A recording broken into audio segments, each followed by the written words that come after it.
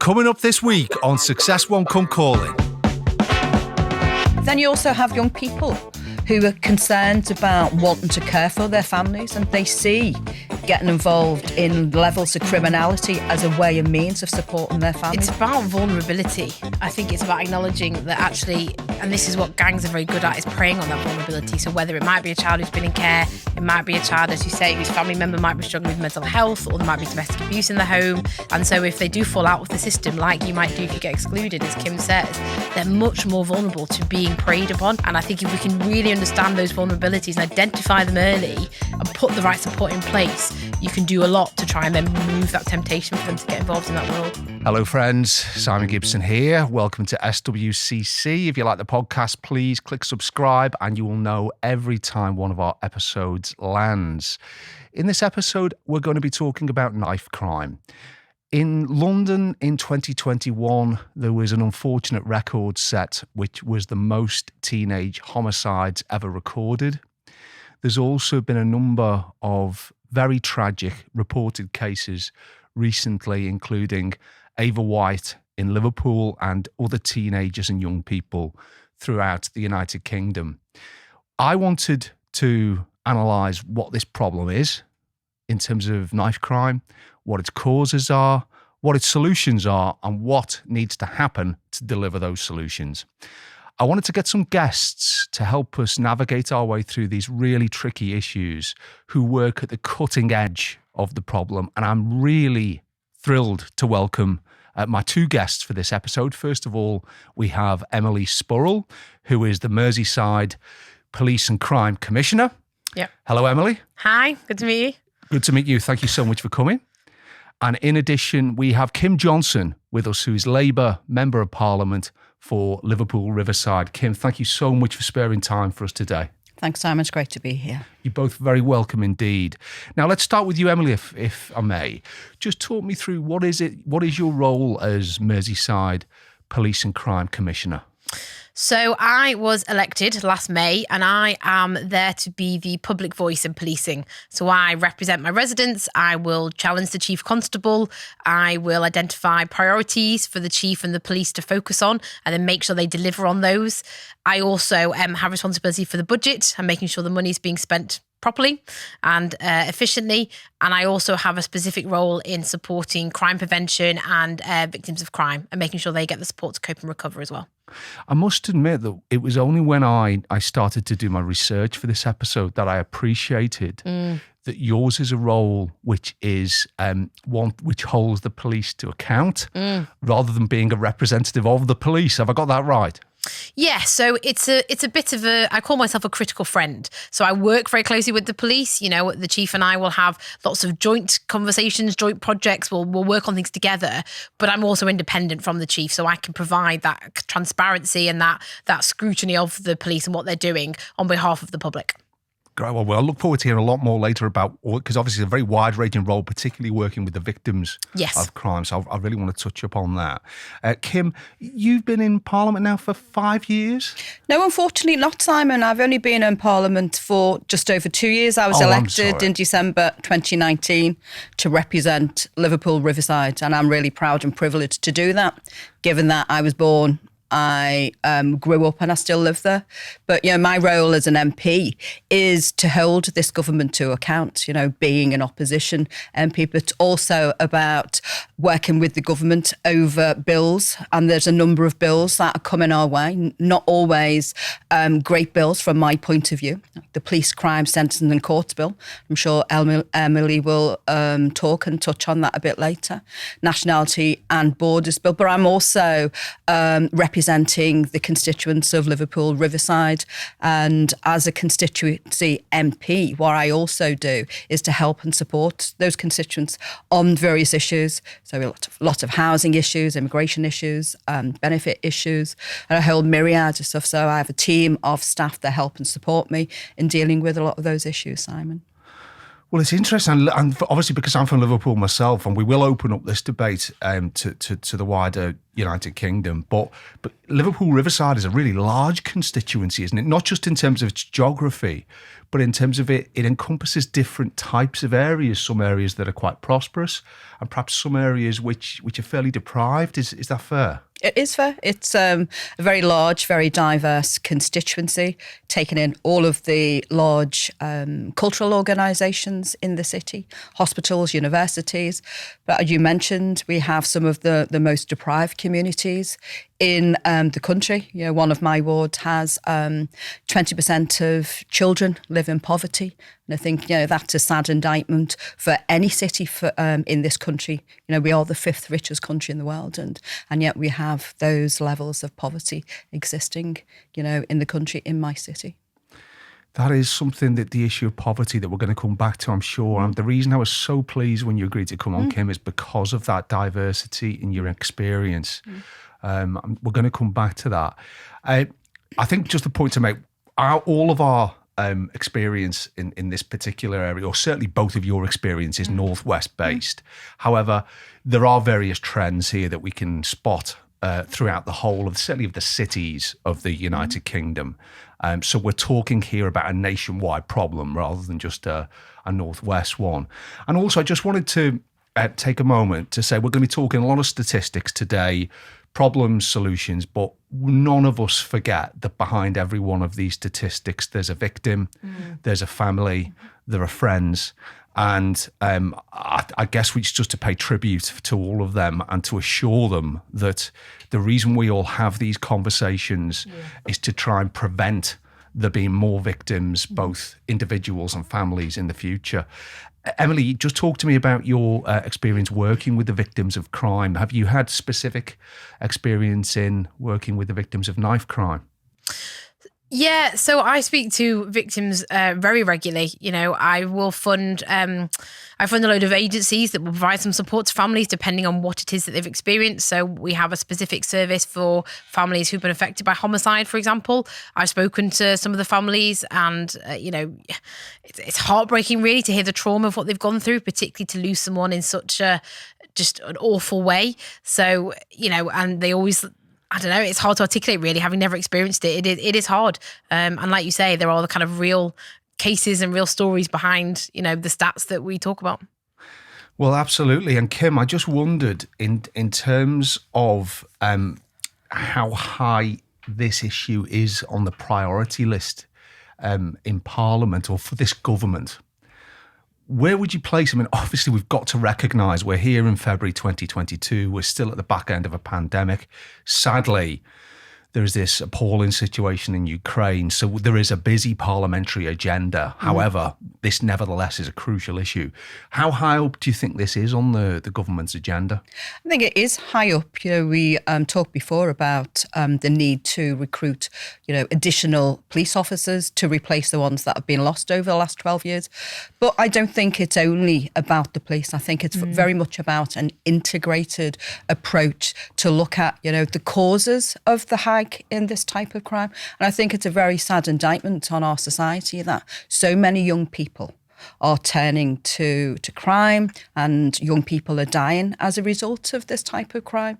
And it'll be interesting to have a look at correlation in terms of funding and poverty and how far back it goes, and to look at whether there are those links to the increase in knife crime. But it is a major issue, as you mentioned, nationally for young people. And I do think it's really sad that so many young people feel often that they have to go out, with a knife or with any other type of implement to feel that they need to protect themselves. And I think that sometimes has an impact in terms of how things escalate, because someone has a knife, then I have to have a knife, and then they get into a fight, and then, tragedy and tragic circumstances occur. Well, that has to be right. Look, why don't we get stuck into some of the statistics at this stage? Now, Jacob's just brought up this first graph, and those of us who are listening on just the podcast platforms, obviously, if you jump onto YouTube, you'll be able to see these, but I'll describe them anyway. This is about this is the statistics for knife and offensive weapon offences, leading to some form of sanction over the past 10-year period. Now, if you look at this graph in isolation, it's almost quite encouraging insofar as this doesn't show a huge leap in offending or in cautions and arrests. However, I do think we have to look behind these statistics at the next graph we're going to show. Now, this second graph, this is about public sector expenditure on the police force since 2009, 2010. And what we can see is that for many years, there was a steady reduction in the investment in the police. There has been some uptick in very recent years. But I just wanted to ask you both, perhaps starting with Emily, do we have to look at the knife crime statistics with it in mind that if you've had less police resource, that there won't be as many arrests? I think it's a combination of everything. I think is the point. So, as you see on the graph, the spending on police forces has gone down, and that has meant less police officers, which has meant less people, out on the streets, maybe doing some of the, direct intervention, identifying individuals who might be carrying a weapon and then being able to take action. But for me, I think it's part of a much bigger picture, which is around, which I know you're going to come on to, funding for youth services, funding for local authorities, funding for safeguarding. There are the young people who feel they need to carry a knife quite often come from very challenging backgrounds. They might have suffered trauma. They might be dealing with domestic abuse in the home. There might be mental health at the home. They're much more vulnerable to be exploited by gangs, and that's how they then get into that criminality and that knife carrying. So I think, yes, absolutely. I think the police has had a huge impact, and I really welcome the fact that we are seeing the numbers increase, because we want more police officers out on the streets. But you are not going to solve the problem by that alone. You have to invest in everything else if you really want to tackle it early on and stop young people ever getting to that point where they're likely to start carrying a knife. Yeah, and let's take a look at that graph that you were referring to. This is all about investment in youth services. Yeah, this next graph, this is quite alarming. This shows, and this is via, I think it was a government-sponsored report. DFE. Yeah, the DFE, yeah, absolutely. Now, this shows a 70% reduction in youth services spending in the past 10 years. And I would imagine that when we refer to youth services, we're talking about things like everything from sort of youth clubs to support to counselling services, all of these sorts of things. Kim, is this something which causes you concern? It certainly does, because I would echo everything that Emily's just said about the impact on reduction of funding right across the public sector. Prevention is better than cure, they say. I started my working career as a youth and community worker. We had youth clubs almost on every corner when I was actively involved in youth services. And it wasn't just about playing table tennis. It was having discussions and debates. It was informal education with children and young people, having and developing strong relationships with adults. And I think with the reduction of, particularly to council funding, Simon, those services have fallen by the wayside. They're almost non-existent. And while, Liverpool City Council has done a great job in terms of maintaining lots of still really important services, those kind of services that would offer early intervention, preventative, services are no longer there. And I think, it has contributed to this type of crime escalating, over the preceding 12 years. And do your colleagues from elsewhere in the country, in Parliament, do they give a similar story that this is a nationwide issue? Well, I think they do. Of course they do. I have colleagues who are MPs in London boroughs who see this on a far more regular basis than we do in Liverpool. It becomes a daily occurrence sometimes. I think sometimes people become desensitised to some of these issues. We see it playing out in the media on a regular basis. And because it's, I think, happening elsewhere, people do think, well, it's down there. And I think there does need to be a concerted effort in terms of, far more integrated approaches to this type of issue. And I think the government have been far too short-sighted in terms of cutting this type of service, because I think if we invest at this early age, I think you get better results further up the line. Yes. I mean, that has to be right, doesn't it? Mm-hmm. Just on the issue of youth clubs, I mean, I'm 44 now, so obviously we're going back quite a few years, unfortunately. But we had a youth club. It wasn't like a lavish place, but it had like a tarmacked five-a-side football pitch with 2 goals. We had a table tennis table. There was a seating area. There was a kettle, and it was quite a safe space just to go and sit, and you'd be there with your own gang, but there'd be other people in there. There was never any trouble or anything like that. And that shut probably when I was in my 20s or so, and it's not been replaced. I mean, I think there's flats there now. And I mean, it's something which I think the same kids are knocking around on the street now as they were when I was young. I mean, okay, there's more of them in front of social media, which I think is something we'll come to later. But if there isn't those investments in infrastructure, it can't be helpful to the problem, can it, Emily? I think as well, people want nice places. There's some really lovely organisations out there who do what they can, on a shoestring budget. But it's quite often just, a building that's, 50 years old, falling apart. They've maybe got a couple of games or something. And actually, young people should be invested in. So we've got some actually really brilliant places across Merseyside. We have an organisation called the HIVE, which has managed to pull in funding from lots of different places, including the private sector, to try and build it. And it's a really state-of-the-art youth centre, and they have media facilities, and they have a boxing ring, and they have football facilities, and, they do massive, like Halloween, events and Christmas events, and young people flock to it. And it doesn't suit everybody, but it's a really good quality youth space. And I think there's this expectation that, young people should have some kind of rubbish little kind of room youth centre to go to. But actually, young people don't want that anymore, nor should they expect that. I think we should value the work that the space that they deserve to have, you see what I mean, rather than it being done cheaply. And I think that's part of the challenge, is that we're left with the ones who are just trying to keep things going on a shoestring budget, and it just doesn't offer them anything, and they've got criminal gangs who are offering them money to go and store drugs or something, and that's how they get involved. And it's just, where do you go?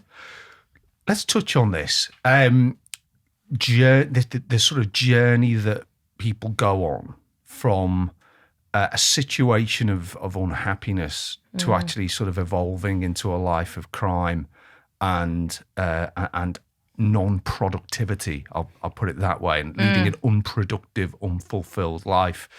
Just, Kim, from your experience, when you speak to constituents, how does that journey lead? Where does it start, and how does it develop into a life of crime? Well, I think there are a number of ways where that can start. We need to look at what happens to children, young people in the care service. We often hear that they reach 16 and it's a cliff edge and lack of support.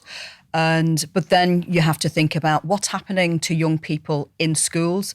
We have high levels of exclusions, and they start off as temporary, they become permanent. Some of those children, we know, I sit on the House of Commons Education Select Committee. We hear on a regular basis about children with SEND that go undiagnosed, that go without an EHCP, don't get the support. But I think it's also about staff in schools not recognising that these young people do have some kind of SEND that needs to be managed in a more effective way. Sorry, what's SEND? Oh, sorry, special educational needs. I'm with you. And that's gone undiagnosed, so therefore the school system. In some cases, or it takes a long time for the diagnosis and to get a support plan in place. And because in this country, we have very large numbers of children in a classroom in comparison to other European countries. One teacher, 30 kids plus. If you've got a handful of kids who are being a bit disruptive, they get expelled, excluded. And so it's about what happens when they're in that cycle. They might go to a pre-pool referral unit that might not work, and then they end up out of school, not in school and education, training, and then they become subject to a certain extent to some of the issues that Emily has just raised about getting coerced into gangs. But then you also have young people who are concerned about wanting to care for their families, and they see getting involved in levels of criminality as a way and means of supporting their family. So it's not just a catch-all situation, really, Simon. There's a number of reasons and examples that we can look at. It's about vulnerability. I think it's about acknowledging that actually, and this is what gangs are very good at, is preying on that vulnerability. So whether it might be a child who's been in care, it might be a child, as you say, whose family member might be struggling with mental health, or there might be domestic abuse in the home. They might have an additional educational need that means they're struggling at school. And because they haven't got that wraparound support, they're falling through the net. And they're very good at these individuals preying on those people. And so if they do fall out of the system, like you might do if you get excluded, as Kim says, they're much more vulnerable to being preyed upon.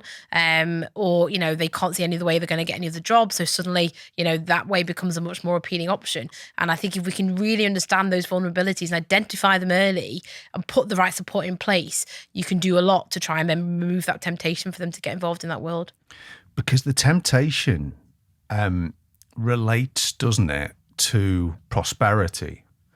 Because as human beings, we all want to be prosperous at a certain level. That doesn't mean we all have desires to be billionaires.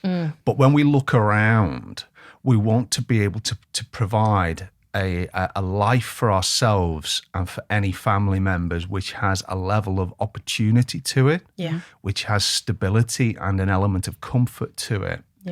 And the difficulty seems to me that if you live in a community which has been deprived for decades, and you look around and you don't see anyone who looks like you, who sounds like you, who has walked the same streets as you, who's been to the same school as you, who has that relatively prosperous, stable, comfortable, opportunistic existence, there's a lack of hope there, isn't there? And I just wonder, we're pulling together, quite rightly, all these different facets: education, youth system, investment in the police. To me, the fundamental is a lack of hope. And if we could get people in these communities and in these situations to look up and see that there is a road to this prosperity. It's about being aspirational, isn't it? It is. And when you've got, particularly within our region, 1 in 5 workers on or below the living wage, in very precarious jobs and 0-hour contracts, becomes very difficult because a lot of those people want to work, but it's a type of work that they're able to get, and then becoming reliant on benefits and food banks. And if, you've got a child that's lived in a home or that's had generations of worklessness, it's about where'd you go, what you do, and are they put off school because where are the jobs, what can I do? And if they're in a school that is a failing school, and those aspirations aren't handed to them and saying, well, you can achieve if you want to. For too long, I think a lot of young people, coming out of education with no basic maths and English, which again is another major barrier in terms of getting into employment and decent jobs, or moving on to training courses.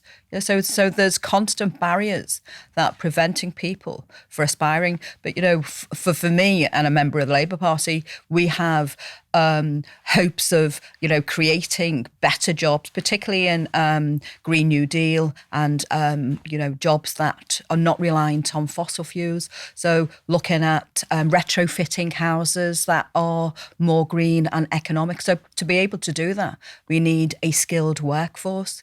And so it's about looking further down the line and starting with younger children in school to say, this is what's possible. Yeah. These are the aspirations for you.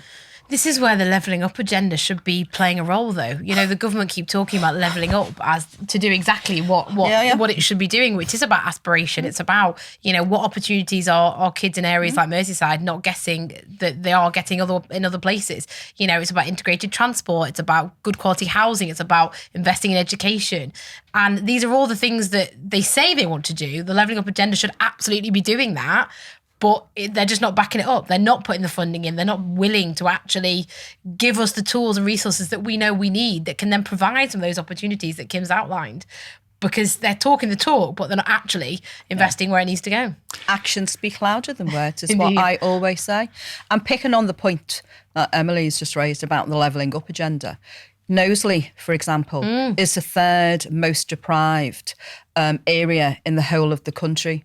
There is received zero amount of levelling up funding in comparison to Rishi Sunak's constituency. I think they got something like £145 per head. So that's not levelling up, is it? No. His constituencies, is it Yorkshire somewhere? I think it's Yorkshire, isn't it? Rishi, I don't think so. I thought he was down south somewhere. I could be wrong. I just remember once that he was making a cup of Yorkshire tea in the... it was a bit of a PR stunt. He was saying, you can't beat a good old Yorkshire brew. So I remember vaguely something like that, and he said the wrong thing, or he was in the wrong place. Burnley, Blackburn. He was in Burnley and Blackburn, but he got it wrong. Yeah. Oh, right, okay. He got it wrong. Yes. He thought he was in Yorkshire, but he wasn't. Yeah. Okay. Yes, exactly. Let's just touch on a couple of points you've just made, because we're talking here about communities and areas. We're talking about transport. We're talking about roads, about schools. If you transform places, you have a chance of transforming people. Because if they look around and all of they see is deprivation and despair, it is very hard for anyone to lift themselves out of that. Yeah. Whereas if they look around and they see a pathway to improvement, that creates motivation and inspiration. So you are right, action talks louder than words.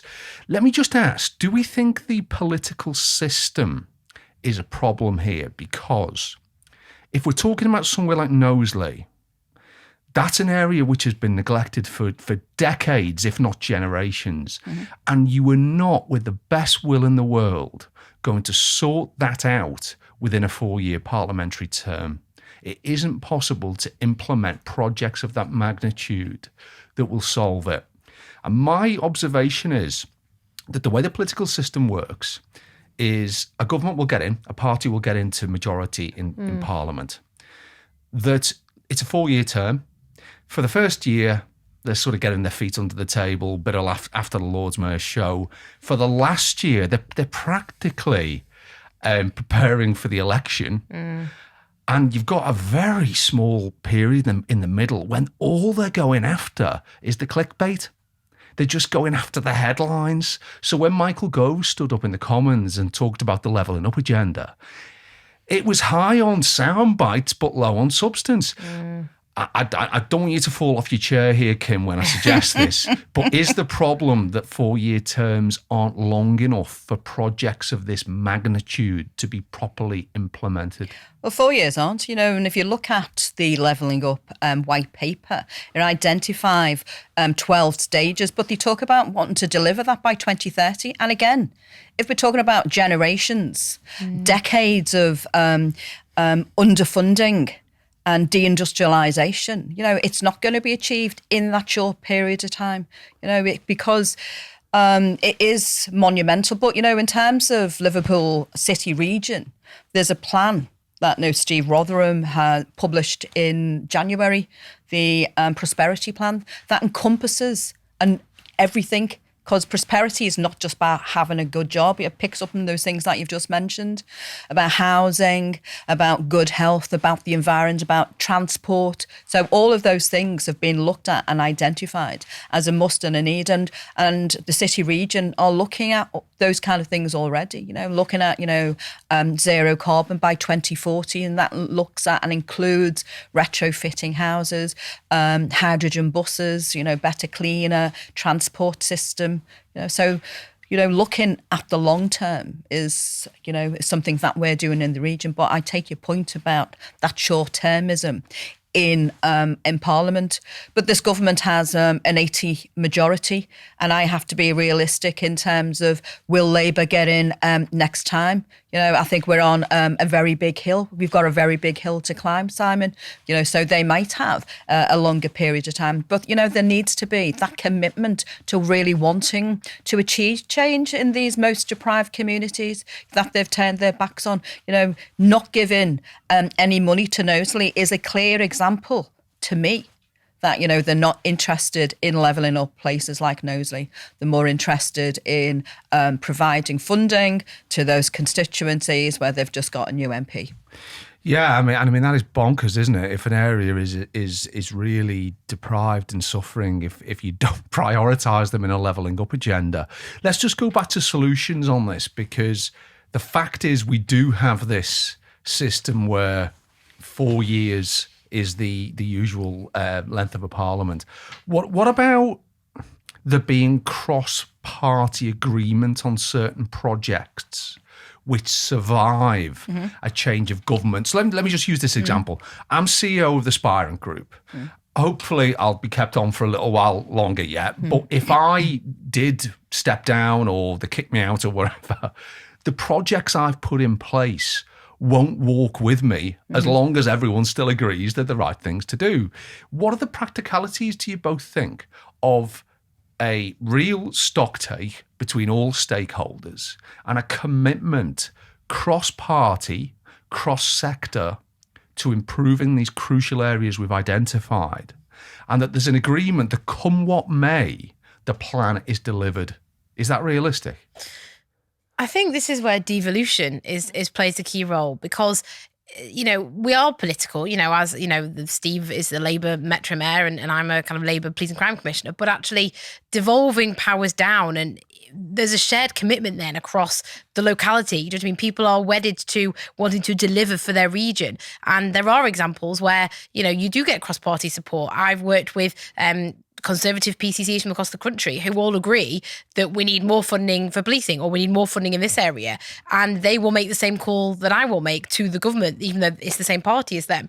So I think when you have devolution, and when you have people who really understand the local community and understand that need, and they're doing it and they're seeing it on a day-to-day basis, they're more willing to kind of say, well, actually, I'm not really bothered about what colour the government is. I'm telling you, this is what I need for my area. And I think that then hopefully runs beyond any government, any parliament decision, because you've got the real local understanding that you're doing things with your communities that will hopefully last beyond whatever government is in. You would hope so, wouldn't you? But Kim, what would happen that's very positive what Emily said. What would happen if the next government said, well, you're going to have less money to do it with?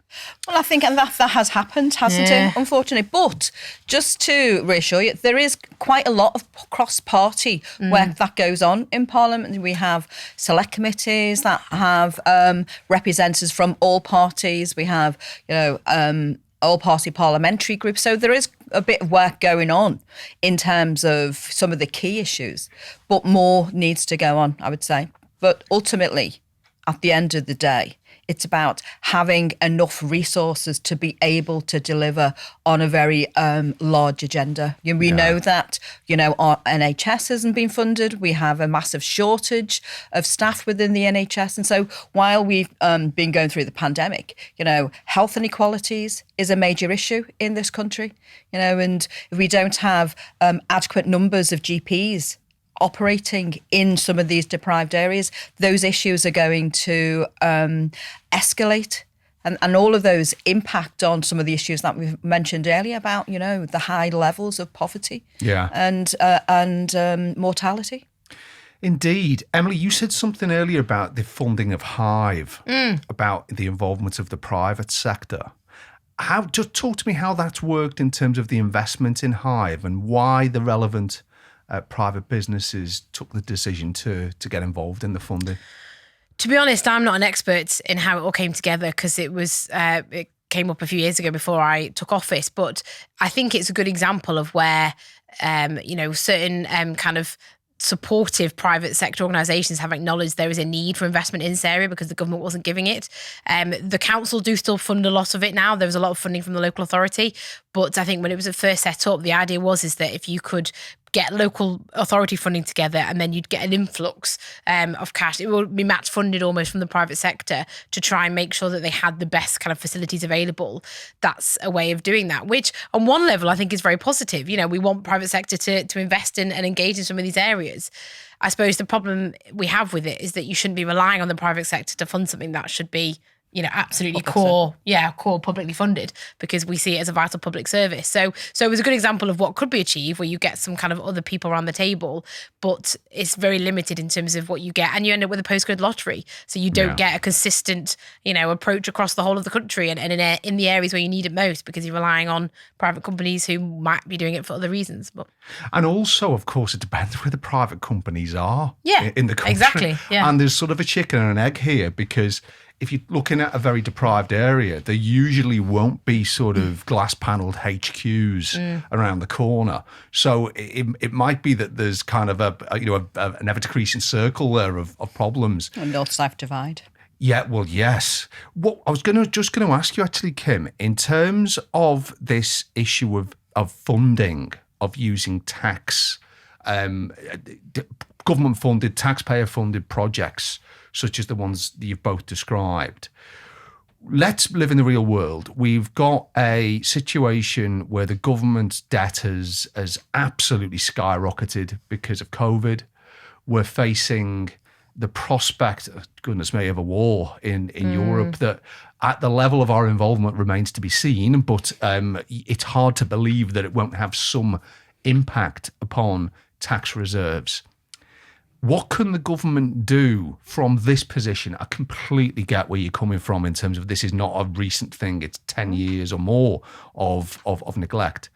What can the government do from this position, bearing in mind the challenges it faces in terms of our national indebtedness? Well, I suppose what they could do, Simon, is stop attacking the working person and the person that can't afford to shoulder the burden of extra debt. You know, come April, there's going to be a national insurance increase.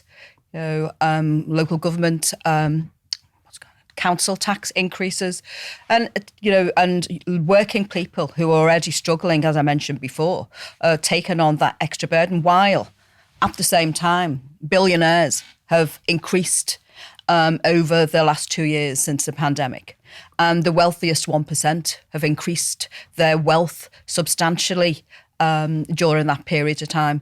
You know, our party are calling on a windfall tax, for those gas and oil producers, BP and Shell, who have made substantial amounts of money over the preceding years. And the government are talking about helping struggling people with their gas and energy bills by providing a loan to be paid over 5 years, when they should be going after those kind of people and, ensuring that people who can shoulder those that burden is to tax them more.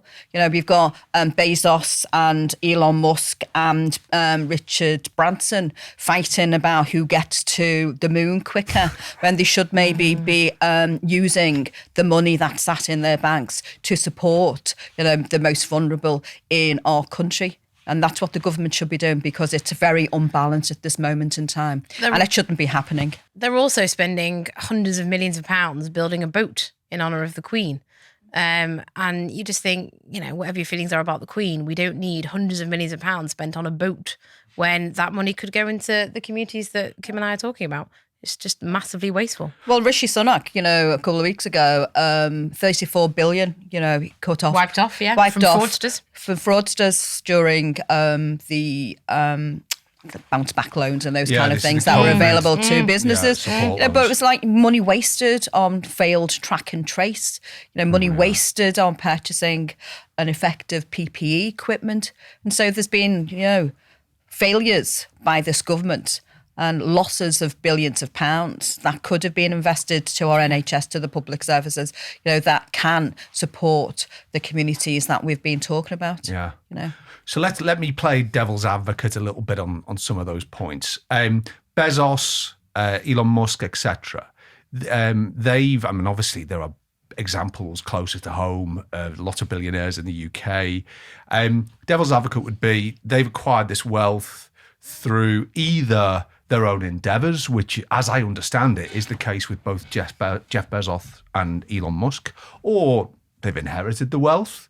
Why should they bear a disproportionate burden in terms of society than everyone else? Why should their prosperity and their ability to generate that wealth, which has to have had some benefit to the world and to the communities and the countries where they live in, why should they be disproportionately taxed? Because nobody needs to live on £12 billion a year.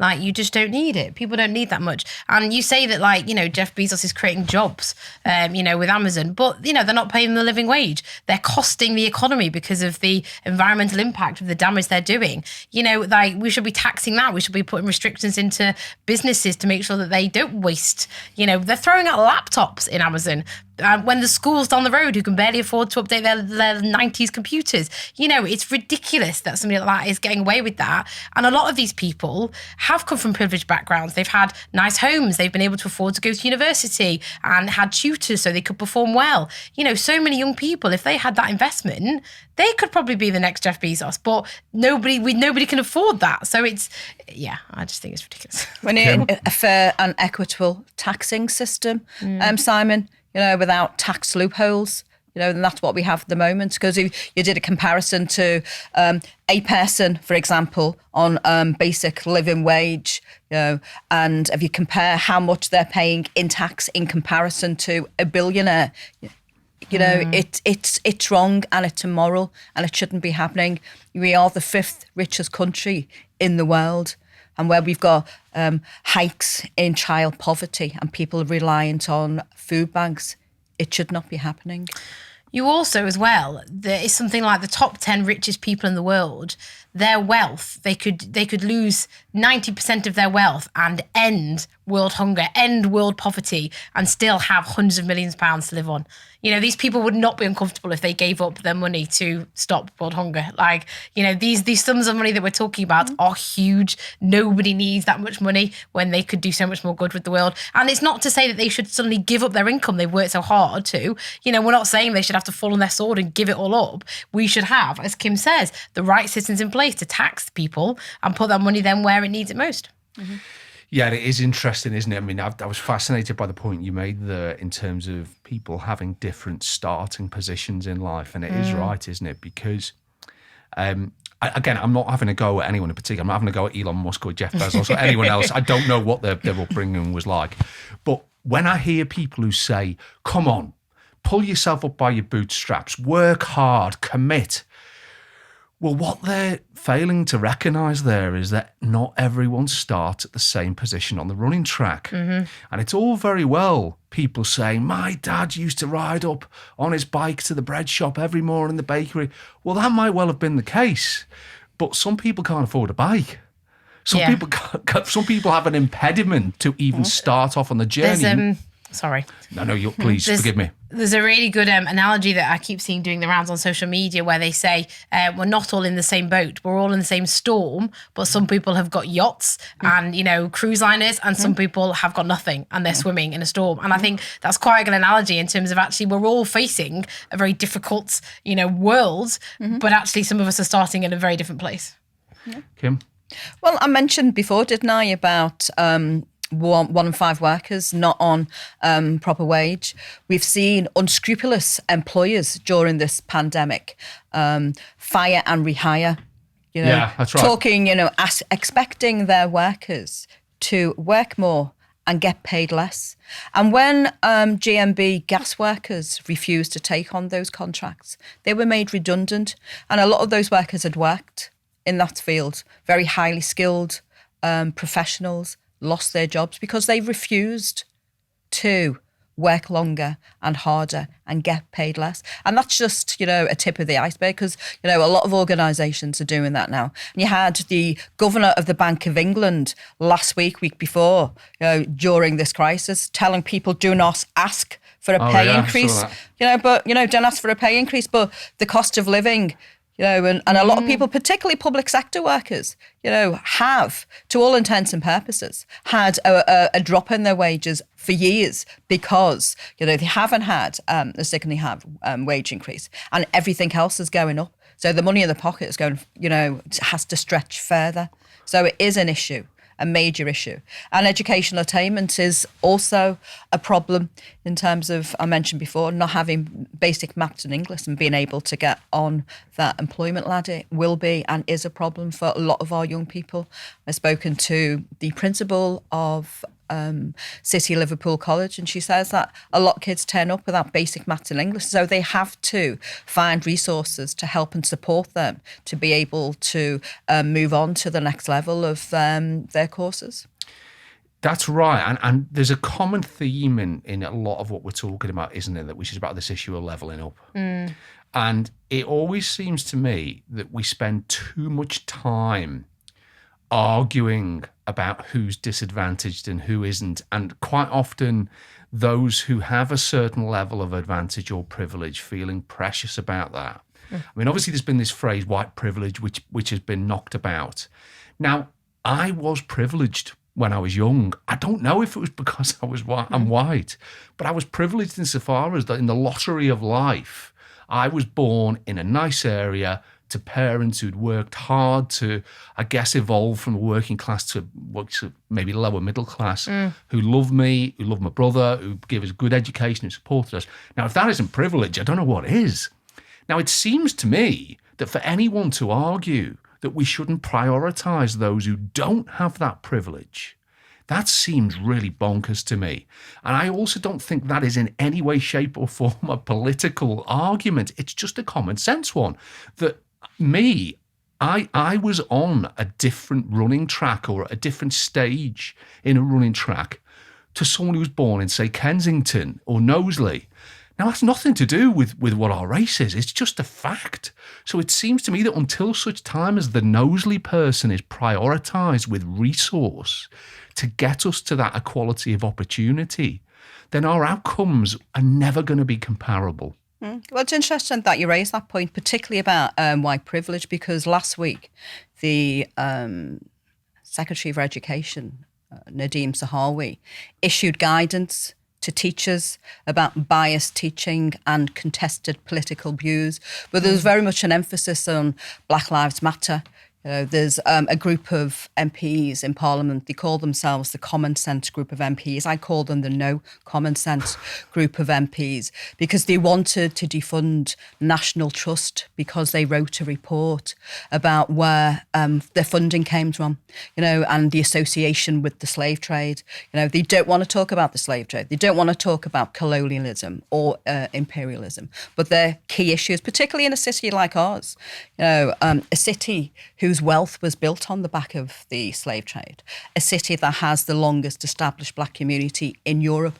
But sadly, for me, as the first black MP ever, is a sad indictment on our city that black people are still very invisible in the city, in terms of politics, in jobs in the public sector. There's major issues in terms of long established structural racism in our city that needs to be dealt with, and it hasn't been. And I think the death of George Floyd and Black Lives Matter last year shone a very bright light on race inequality. Yeah. And it's something that needs to be tackled.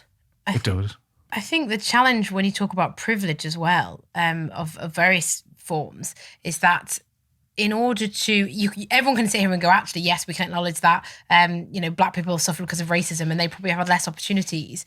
But if you actually want to do something about it, that sometimes means you have to move that benefit. It means stepping aside, so it means, white people might have to go, well, actually, we need to invest in the disparities that black people have seen. That means taking something away from me and giving it to the black communities. Or it might mean, we can all agree we need more women in politics. Well, it might mean that maybe men have to step aside and allow more women to have a shot at, being in politics, and giving them some space to occupy that bit of the decision making. And I think what the challenge when you talk about privilege, or whatever form it is, if you've come from that privileged background, it's very hard because you think that basically means you're going to have to give up some of your privilege to allow other people to have an equal shot at what has been an unfair system. Yeah, I just wonder if I've got a slightly different take on it. I completely see where you're coming from.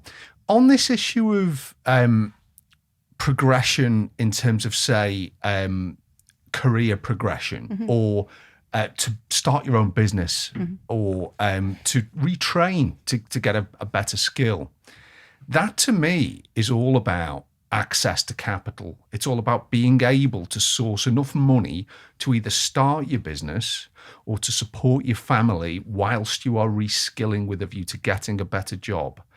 And I'm looking at that and thinking, well, why does anyone need to lose out in that situation? Because we've seen through COVID, and I get that it's not been a complete success. There has been some fraud, for example, on the bounce back loans, etc.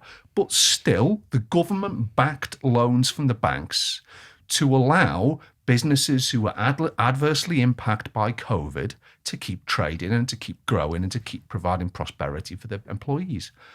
Why can't they do that in other situations of disadvantage?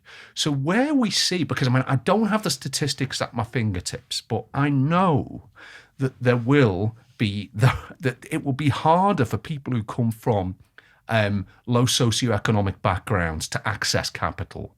I'm sure there's disparity based on race and gender and sexuality. I'm sure that the statistics would support that. If somebody has a genuine ambition and aspires to improve themselves and their situation, there is such a lot of benefits to the government in backing that person on their journey. And of course, if they succeed, well, no one loses because the person will repay the loan to the bank. And let's get it right, it's a drop in the ocean compared to what we're spending on, for example, the consequences of knife crime. So when I think about this, I'm thinking, let's try and construct some ideas and solutions here where there are no losers. And I think we can, what do you think? I think the problem is people will always perceive that there will be losers because you only ever have so much money and you can only ever put it in so many places. And I suppose from my point of view, and I imagine Kim would say the same, we think you should be putting it in those areas that need it most. Yes. And that means that other areas will say, well, where's our share? And you go, well, actually, you probably don't need it as much as this group or that community or whatever it is. And I suppose that's the problem, is that you're only ever going to have a finite amount of resources. And the challenge is always, where's the best place to put it? Our argument is you should recognise those challenges and put it in the areas that need it most to give them to get them to the same level of opportunity. Definitely. But other people have a different view. And I think it's going back to aspiration and education, because not every child is academic.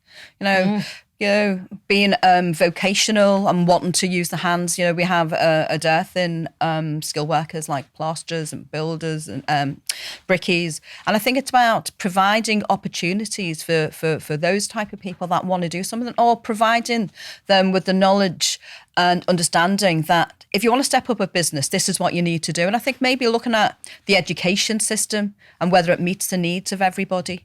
And I think, doing some of those things, I think is quite important, in terms of looking at the needs that we have, and looking at employers. And we as a city don't have a firm industrial base, so it's about encouraging maybe people to be entrepreneurial, to set up businesses, and do it for themselves. But and the school system just doesn't do that. It doesn't do that, unfortunately. But it's about, saying and providing knowledge and information, because you can't be what you can't see.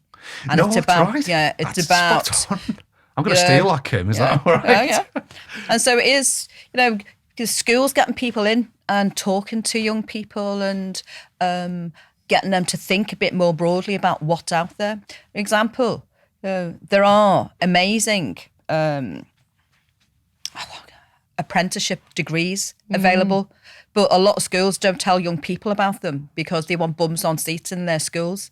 And and young people get amazing experiences from getting a trade and getting educated at the same time, but not ending up after 4 years with a financial noose around the necks. Yes. So those kind of opportunities. So it's about, broadening the horizons for young people, when it is very much about, providing aspirations. When I was at school, my teachers told me that what I would do would end up working in the Loon Laundry that was down the road from where I lived, working in a shop, or becoming a young mum, But I just thought, well, I'll prove you wrong, and I'll do something else with my life. But also, there's nothing wrong with going and working in a laundry or being a young mum or any of those other things. No. It's just about making sure that that's a choice that people want to make, and they're Indeed. supported to do that, and we recognise the value of that work rather than feeling that it's the only option for them. Because as you say, you can go on to be an MP.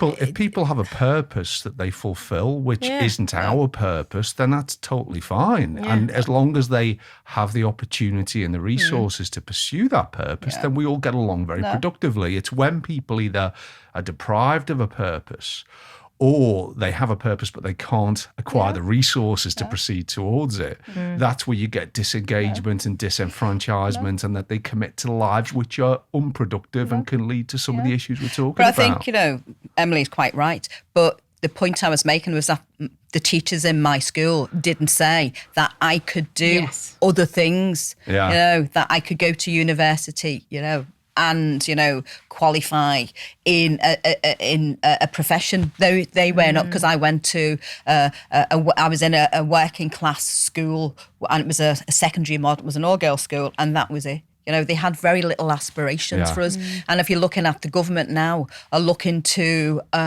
reduce the number of working class kids, I say, going onto university education, because they're looking to change the way that loans are repaid. It looks like it's going to be into your 60s, isn't it? I was reading can the you other imagine? day. Good God. Let's think about further causes of this knife crime problem that we've got. What is it we're talking here about some deep-seated granular issues in society which we need to solve, but from a more sort of a trigger point to knife crime. What is it that you see that's motivating someone to actually put a knife in the pocket and go and seek out a certain altercation, which perhaps we didn't see some years ago? What we see a lot is young people taking a knife out for their own protection.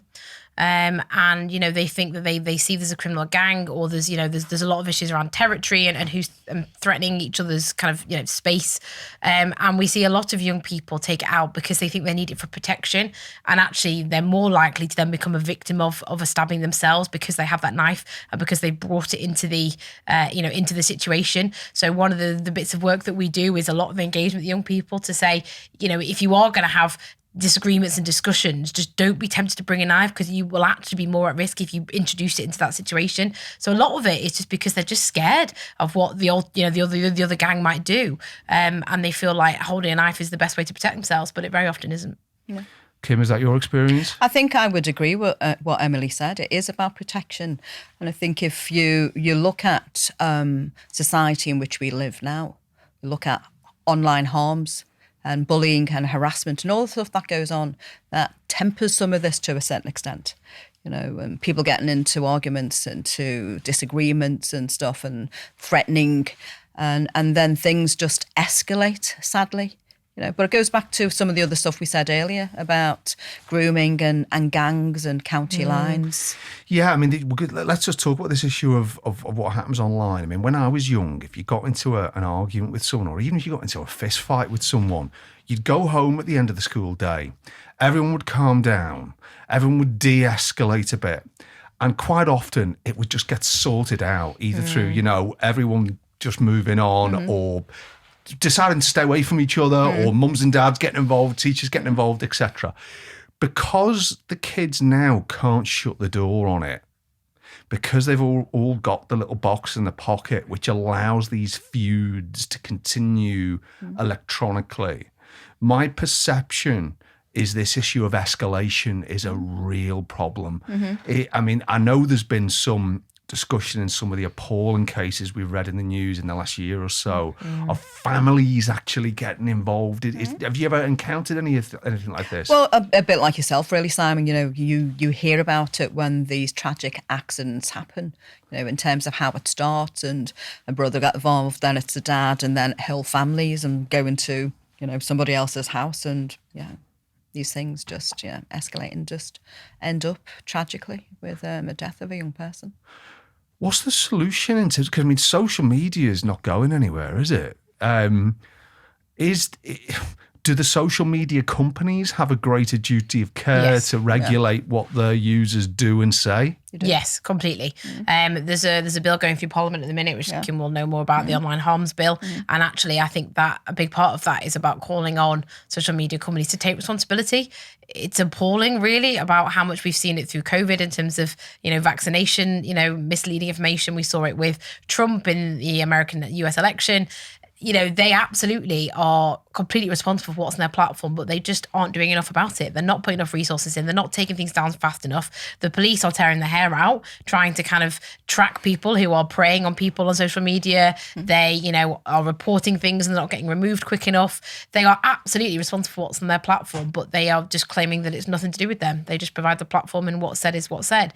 And I understand there is always this tension around, freedom of speech and clamping down, but that's not an excuse. And I think they should absolutely be responsible for the damage they're doing. And actually, even if it's to the point where we tax them, I realise we're talking a lot about tax today, but if you look at things like, gambling or alcohol, those private companies who will make money off those activities, they are taxed. And that money is used to put in place support for people who might be addicted to alcohol or gambling, because there is a cost associated of people who maybe get too far into it.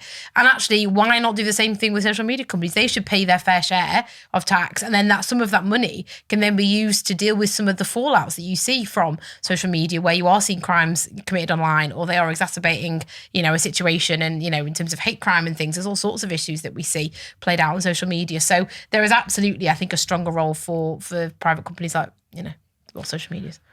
I've never thought of that. I mean, it's an interesting comparison with sort of gambling and drink aware and these sort of independent organisations who are set up to provide this funding funnel, sort of all of the big companies to pay into a pool. What do you think of that, Kim? Could that work? I think it's something that should be looked at, and it's been mentioned before in terms of taxing and getting funding to support some of the initiatives that we've spoken about earlier. And I think some of the social media platforms have been able to get away with an awful lot for a long time. And I think the government as well, if they wanted to, they could have pushed this online harms bill through. We've had examples with other legislations got through really quickly. So if they wanted to and they were committed to doing it, they would do it. And they're just dragging their feet, unfortunately. And all the while, people are being affected by, Emily mentioned about, the myths and misinformation that go on, that impact on people's lives. How many people died because of the stuff they read in the media about not having a vaccination? Yeah. I mean, the social media companies have acquired such a level of power due to the fact that I suppose their position they always adopt is, look, we're just private companies. We're not a utility provider. We're not a government department. We are simply providing a platform and a service for our users. Well, okay, but I mean, it's not leading to that many very positive outcomes, is it? So that's when regulation has to step in to some extent. The thing which worries me is because it's a technology-driven business. Can the legislative agenda move as fast as the tech?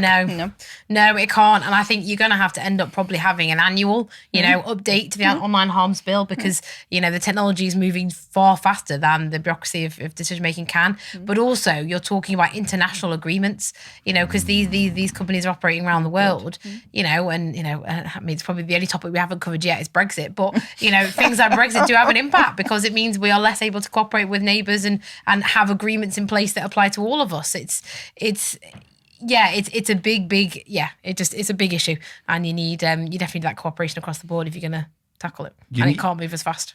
You need regulators who think as innovatively as the tech businesses and the buy-in of those tech businesses, because I don't think you'll do it without some level of cooperation from them, because the gambling industry, of course, they have cooperated. They've accepted that they need to provide this funding, this solution. And I think we maybe need to try and get the tech businesses, the social media companies round the table, working towards a greater good, rather than this constant conflict that there seems to be. And I mean, that's a leadership job for me. And the worry, as you've said, is with so many different leaders around the country, around the world, the prospect of bringing them all together to focus on a single greater good feels challenging. But it's something that they should do. Yeah. Because if you think about, young men and access to porn on site and, the impact that has long term, Emily leads on violence against women and girls and stuff. And we see that time and time again. Yeah. I mean, there's not much going for it, frankly, in that area. We talk a lot about succeeding through challenge on the podcast. Let's just do some out-the-box thinking as we reach the end. Let's start with you, Kim. Let's say money were no object. Mm-hmm. We had a blank check in order to solve this problem of knife crime. What would your objectives be over, say, the next 3 years? Gosh, 3 years is... Not very long, is it? It's not long enough. So, 20 years. See, because I would be saying that we have to start further down the line, looking at initiatives like Sure Start, that provide support to families at the very beginning, that increase children's educational attainment, that can then increase their ability to go on to school, that reduces child poverty and poverty in general, and having the resources then in terms of our schools. Let's look at reducing class sizes. Is an issue. Let's look at how education is delivered and meeting the needs of young people. Let's put in place lots of support initiatives within communities that provide early intervention and preventative work. That would be my ask. And that in reality, that's a generational project, isn't it? But it's not short term. No, it's a long term initiative that looks at some of these issues. Because as I think mentioned at the earlier, gun and knife crime is not going to be tackled by the police alone. It's very much about a whole integrated approach working across public and community voluntary organisations to look at the issues within communities. Yeah, I agree. Emily, anything you would do in addition to what Kim has suggested with your big blank check? I would give everybody a basic income, so nobody has to worry about whether they can afford food. I would make sure everybody had a house that was safe and secure and of a good quality. I would hire a ton of youth workers and social workers so that where, there is deliberate harm and, poor practice going on or abuse, that they have the resources to be able to go in, intervene and provide wraparound support. And I would improve the children in care sector to make sure that actually we're not kind of dumping children in care homes that are not fit for purpose and aren't properly regulated and just leaves them very vulnerable to being exploited. These issues all need tackling, don't they, via a very committed plan, properly led, properly funded, with some real cooperation between all the different stakeholders. Mm-hmm. And I think, in terms of trying to end on a bit more of a positive, I think there is work being done. These things are happening. In Liverpool, there is loads of work being done with our partners despite the limited resources. Mm-hmm. We are investing in, violence reduction projects. We're engaging with young people. We're investing in diversionary activities. We are, doing, attitude training. We're looking at how we can teach people about misogyny and racism. And, we're doing training with parents to understand the importance of early years. How do you invest in your child at an early year to give them the best start? We're doing perpetrator programs so that we know people who are committing domestic abuse, we can try and stop them and get people away from abusive relationships. So there is loads and loads of work being done. And there's a commitment there, I think, from all the partners. We just need that long-term sustainable funding so we can invest in it, and it will take time for us to see the results of it. So you just need a kind of a 10-year commitment strategy. And then I think actually we might be able to make some real headway. Well, it's wonderful to finish on that positive. Kim, just from your perspective, obviously you're on the Education Select Committee, so you're at the coalface in terms of some of these discussions taking place at parliamentary level.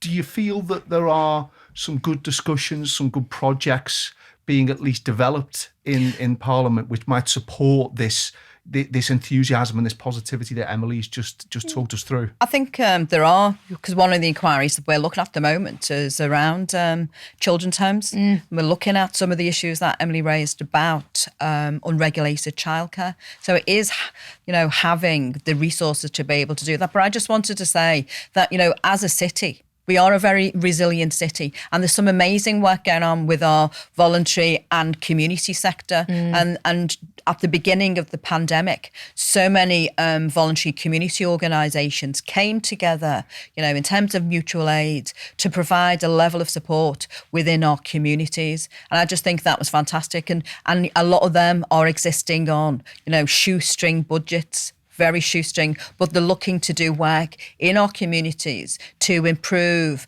and provide better opportunities. And I think, with Steve Rotherham and his prosperity plan, working collaboratively with public sector organisations, I am very optimistic that things will change in the future, because at least we've got a driving force in our region to want to be able to do that. But we need extra powers, devolution powers, to be able to do more of that.